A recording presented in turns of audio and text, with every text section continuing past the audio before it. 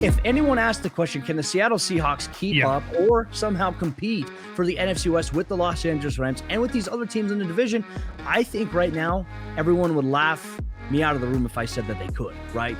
I think there are a lot of questions here with the Seattle Seahawks team. Can you ever imagine a situation where a team, let's just hypothetically talk about this right here.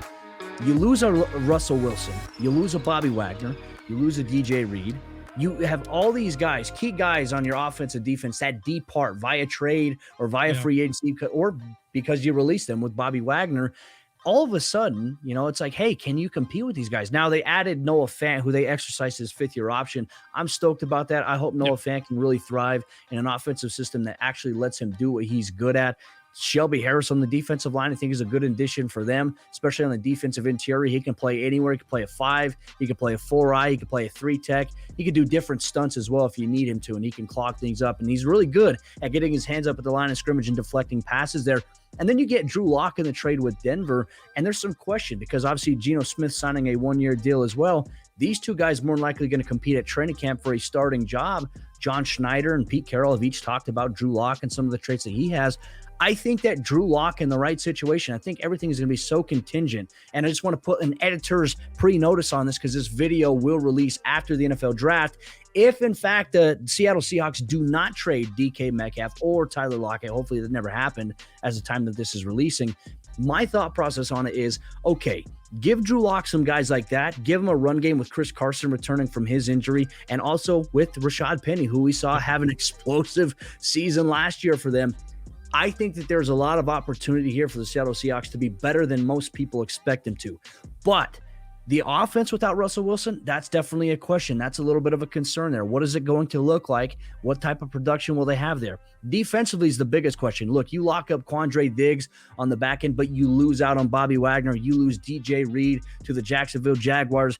Cornerback is an area of concern for this football team. And look, in that secondary, the last couple of years, this defense has struggled to make plays outside of Quandre Diggs. And you're paying Jamal Adams big-time money to really just be a box safety. And his versatility and also how this defense runs doesn't benefit from that the way that maybe he was effective with the New York Jets. And so obviously that was a situation I think you look back on for the Russell Wilson trade. They tried to get back as many assets as they could to kind of make up for what was a really bad trade, in my opinion, for Jamal Adams.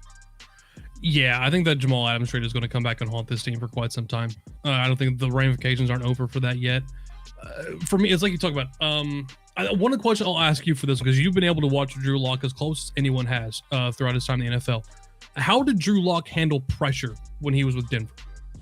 In what sense? Like actual in-game physical pressure? Yeah. It's in-game physical pressure. When you've got a defensive line crashing on him, like how did he handle stunts and pressure in a dirty pocket when he was with the Broncos?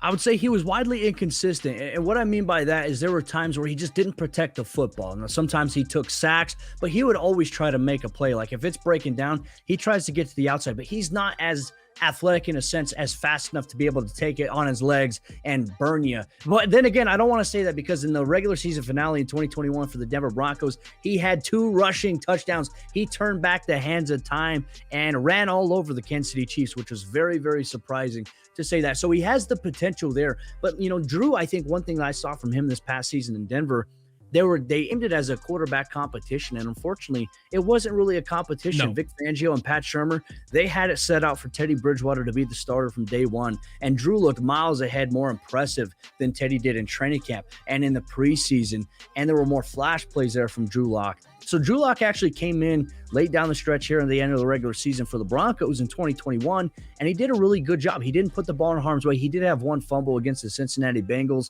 that unfortunately kind of turned the tide of the game, and he was leading a really good drive too by that. There were a lot of things I saw Drew take the step on, the next step on. I think his maturation, his level of maturity is there. The way that he handles himself was much more professional. And, I think there's a lot of things that he can continue to do to grow. But, man, and if it were up to me, Tommy, I would start Drew Lock in Seattle over Geno Smith.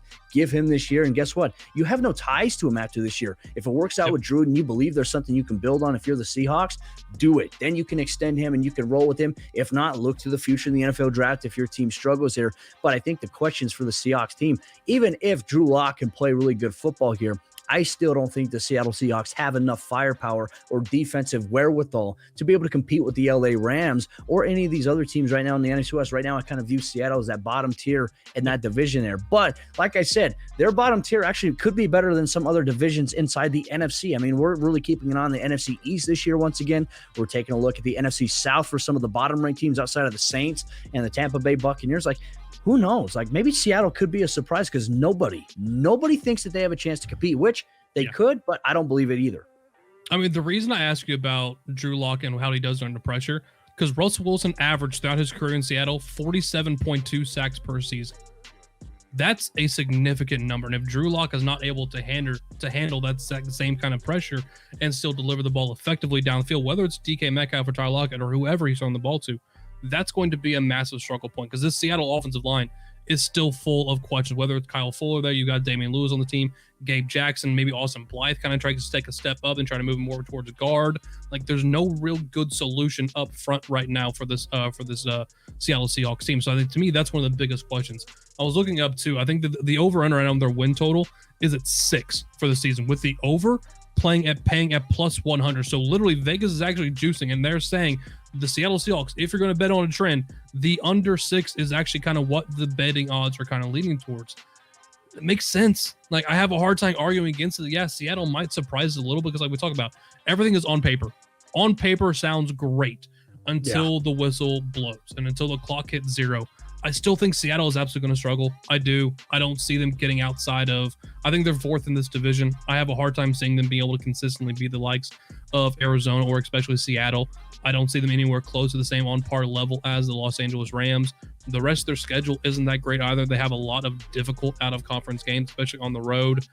For me, Seattle's a team I just don't feel very confident. I feel like that's justified given some of the moves they made.